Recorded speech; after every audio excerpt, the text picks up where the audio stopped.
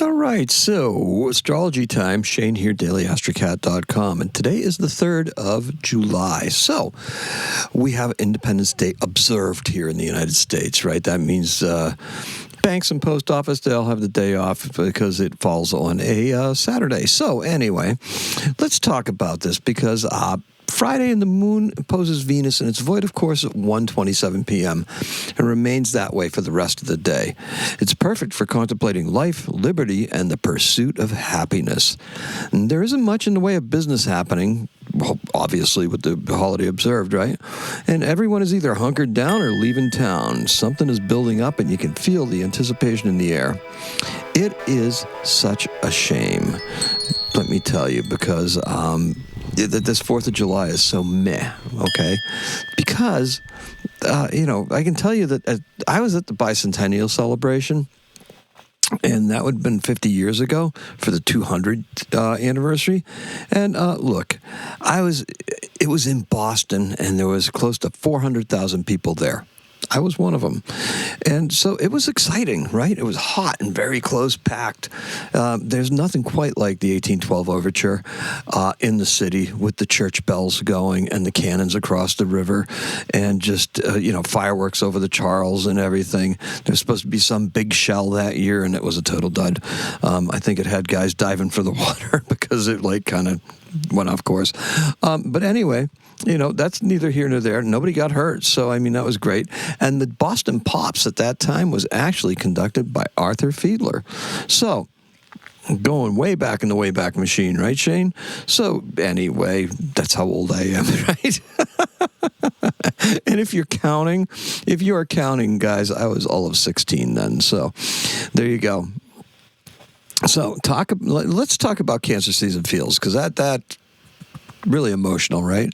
I love the Boston Pops. I just adored it. I listened to it every Saturday night when they were playing. So look, I do it very quietly too, because my grandparents would always be watching TV, and I would just be sitting in the corner with a pair of headphones on that I borrowed from my mother's school, and just sat down there and was listening to the Boston Pops. So anyway, look, it beat the hell out of Lawrence Welk too. So that's great memories, right? And the country was really amped for it. So just some rambling for you guys, right? Anyway, the moon opposing Venus will give us a clue as to how we need to approach significant others today. Okay? And that's with max empathy and care. So, look, do the nuts and bolts stuff today and leave the more creative aspects of what you do for tomorrow. Okay? And you can probably get away with some of it today, too, but there's a good reason for that. All right? And today's keyword is wistful, because, boy, that did make me very wistful. It was kind of cool. And the color is summer haze. It's hot here, let me tell you. Hot and hazy. Oh, my goodness. We have baby birds that are out in pansies out in the front. And I'm just so worried about them because it's so hot outside. The mother was actually standing with her body between the sun and the birds, trying to take some of that heat away.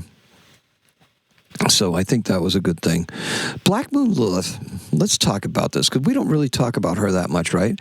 She's in the anaretic degree of Sagittarius. This relaxes our ambitions and kind of places us just in limbo, right? We're not really... The heat makes us not want to travel. Now, you're probably traveling for the World Cup or something like that. Yeah, it's getting... The going's getting a little bit tough, and there's just not that drive there.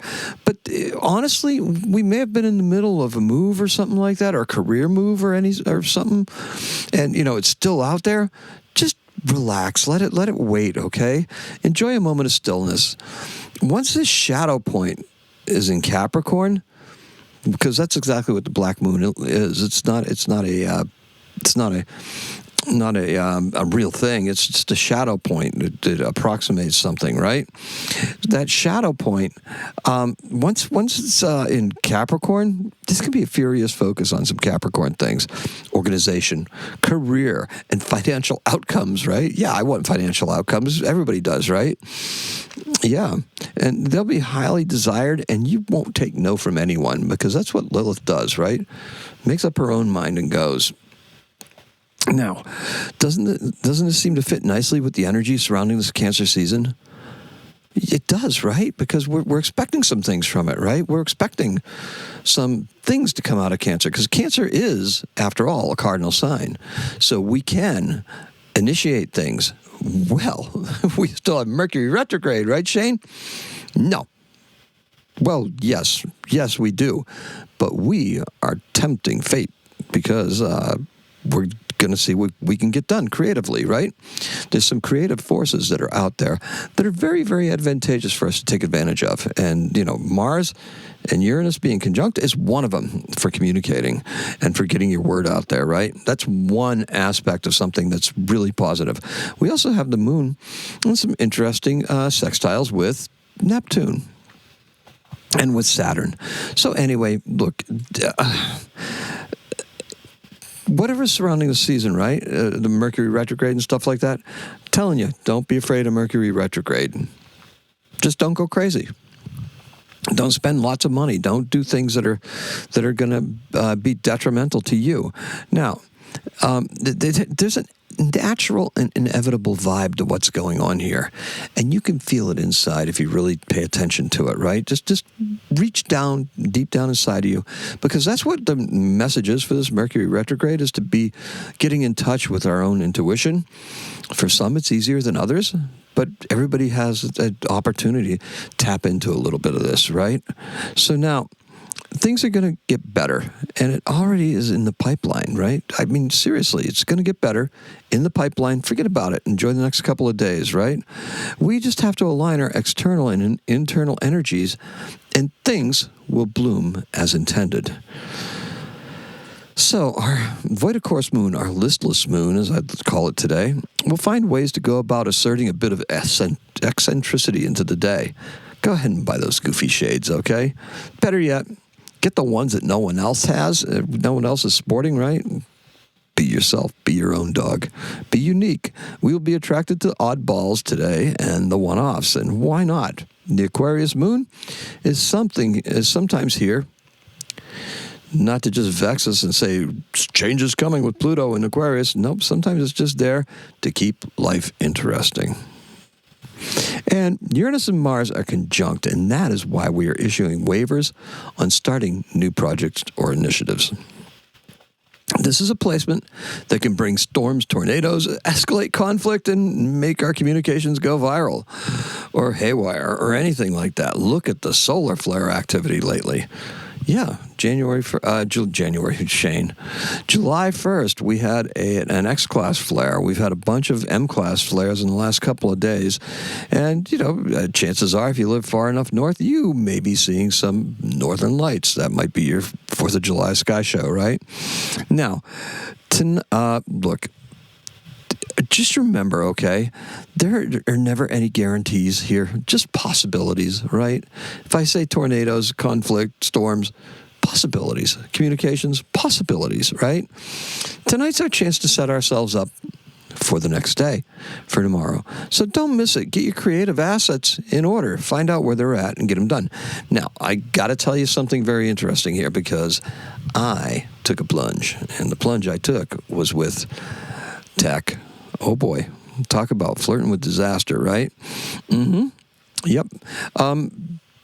Alana had been asking me about the website, and it made me start thinking about trying to get my stuff out. And the key to the website actually is that it has to be written ahead of time. It has to be written a week ahead of time.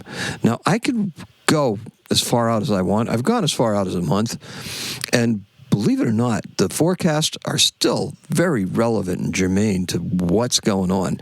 It just works out that way. So, now that I've got this, now if you go to the website, the week is up. So you can read along with today's forecast and tomorrow's forecast. By Sunday, my goal is to get that whole week written so that you can do next week too, and the week after and the week after. We're going to breathe some life back into the website. There's a lot of people who've been wanting to learn more about astrology. We're going to try to throw some more things in there as well, as far as learning tools and resources for you to be able to help you on your journey, okay? So, with that being said, let's do this. I really do appreciate and love every single one of you, because it's your comments and your questions that drive me to do the things that I do, and I want to do more, and I want to do it better for you. In 1608, Samuel de Champlain, 1608, founded the city of Quebec. All right? And our birthday is Samuel de Champlain. He's born in 1567. What a birthday, huh? I'm going to give myself a city. All right, so he's a French explorer. He founded Lake Champlain, or found whatever he did, and he was the founder of Quebec City. So, there you go. Very nice, right? He's born in La Rochelle in France, and that's all I have for you. Let's recap, shall we? Our keyword is wistful, and the color is summer haze. And I just told you how much I appreciate all of you, and I still mean it. Today is a 6. Happy astrocatting.